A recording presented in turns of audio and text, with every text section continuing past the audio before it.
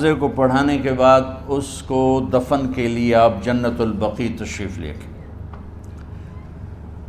وہاں سے واپس ہونے لگے تو سر درد اٹھا، اور وہ درد ایک دم بڑھنا شروع ہوا، اور اس دن باری حضرت عائشہ کے گھر کی تھی، تو آپ گھر میں تشریف لاتے لاتے درد کے ساتھ بخار، تیز درد، تیز بخار، اور 14 دن 12 ربیع 29 30 2 دن یہ اور 12 دن اگلے 14 دن آپ نے بیماری دیکھی، مسلسل سر درد اور مسلسل بخار۔ اور روزانہ آپ جب گھر بدلتے، اس وقت 9 بیویاں زندہ تھیں، تو آپ پوچھتے کل کس کی باری ہے، کل کس کی باری ہے؟ جی میمونہ کی ہے۔ اگلا دن کل کس کی باری؟ جی حفصہ کی ہے۔ کل کس کی باری ہے؟ ام سلمہ کی ہے۔ تو بیگمات نے اس سے سمجھا کہ اللہ کے نبی یہ چاہتے ہیں کہ میں بیماری کے دن عائشہ کے پاس گزاروں، ورنہ آپ کو تو خود پتہ ہے کل کس کی باری ہے، پرسوں کس کی باری ہے، ترسوں کس کی باری ہے۔ تو حضرت میمونہ کے گھر میں آپ تشریف فرما تھے، تو ساری باقی 7 بیگمات جمع ہوئیں، اور انہوں نے آ کے عرض کی یا رسول اللہ، جب تک آپ بیمار ہیں آپ عائشہ کے پاس آرام فرمائیں، اور جب اللہ آپ کو شفا دے دے تو پھر ہماری ترتیب کو آپ دوبارہ شروع فرما دیں۔ تو آپ نے سب کا شکریہ ادا کیا، علی اور عباس کو بلایا، ان کے کندھوں پہ آپ نے یوں ہاتھ رکھے، اور آپ کے پاؤں یوں زمین پہ لگ رہے، آپ پورا پاؤں نہیں لگا پا رہے تھے کمزوری سے، یہ پوزیشن تھی اس طرح۔ اور یہ پیر کا دن تھا، آپ حضرت عائشہ کے گھر میں داخل ہوئے، اور اگلے پیر کو حضرت عائشہ کے گھر میں آپ اپنے اللہ کے پاس چلے گئے۔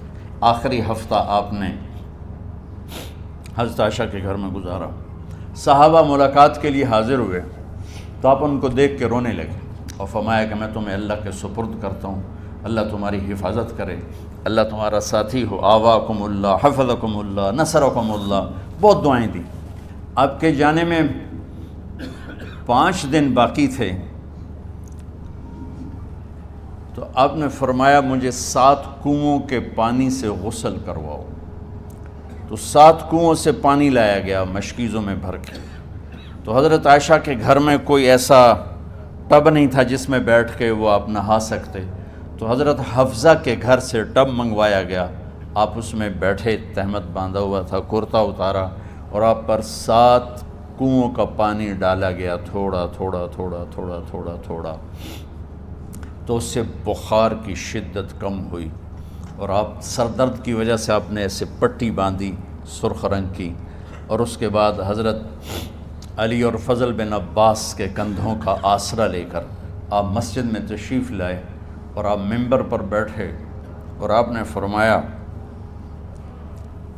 لوگو میرے جانے کا وقت آ چکا ہے، میں نے کسی پر زیادتی کی ہو، کسی کو تھپڑ مارا ہو، کسی کو چھڑی ماری ہو، کسی کا حق دبایا ہو، تو میں اپنی جان کے ساتھ، مال کے ساتھ حاضر ہوں، مجھ سے یہیں بدلہ لے لو، آخرت میں میرے خلاف کوئی دعویٰ نہ کرنا، میں آخرت کے حساب کو برداشت نہیں کر سکتا۔ جن کے طفیل لوگوں کا حساب معاف ہوگا، جن کی طفیل، جن کی شفاعت پر لوگ بے حساب جنت میں جائیں گے، وہ روتے ہوئے فرما رہے ہیں کہ میں آخرت کے حساب کو نہیں دے سکتا۔ تو سارے صحابہ رونے لگے، لیکن آپ اپنی بات کو دہراتے رہے، کوئی بھی نہیں اٹھا۔ تو آپ نے ظہر کی نماز پڑھائی، ظہر کے بعد پھر منبر پر آئے اور فرمایا کہ لوگو یہیں مجھ سے حساب کتاب کر لو، آگے نہ کرنا، بتاؤ میں نے کسی کا کوئی حق دینا۔ ایک صحابی کھڑے ہو، یا رسول اللہ آپ نے میرے 3 روپے دینے ہیں، 3 درہم۔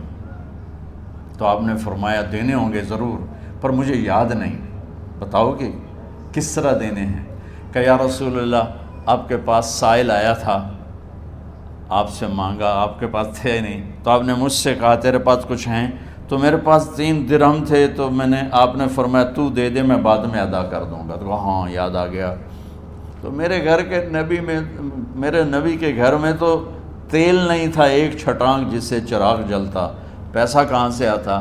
تو آپ کے سامنے آپ کے کزن فضل بن عباس کھڑے تھے، آپ نے فرمایا فضل میرا قرضہ ذمے لیتے ہو؟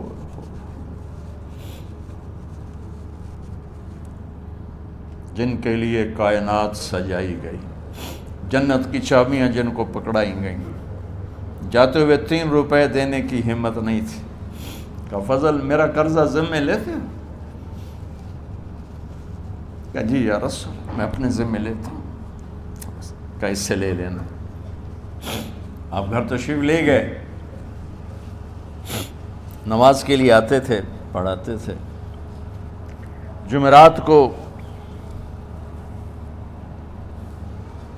عشاء کی نماز پڑھانے کے لیے اٹھ نہیں سکے، گر گئے،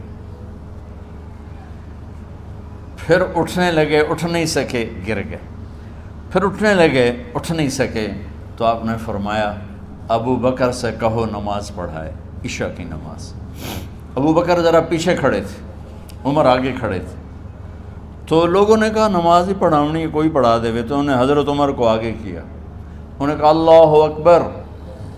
جب حضرت عمر کی تکبیر سنی تو آپ نے اندر سے زور سے فرمایا عمر کو پیچھے کرو، ابو بکر کو آگے کرو، میرے رب کا فرمان ہے میرے مصلی پر ابو بکر کے سوا اور کوئی کھڑا نہیں ہو سکتا۔ جمعرات کی عشاء، جمعہ ہفتہ اتوار کی 15 نمازیں،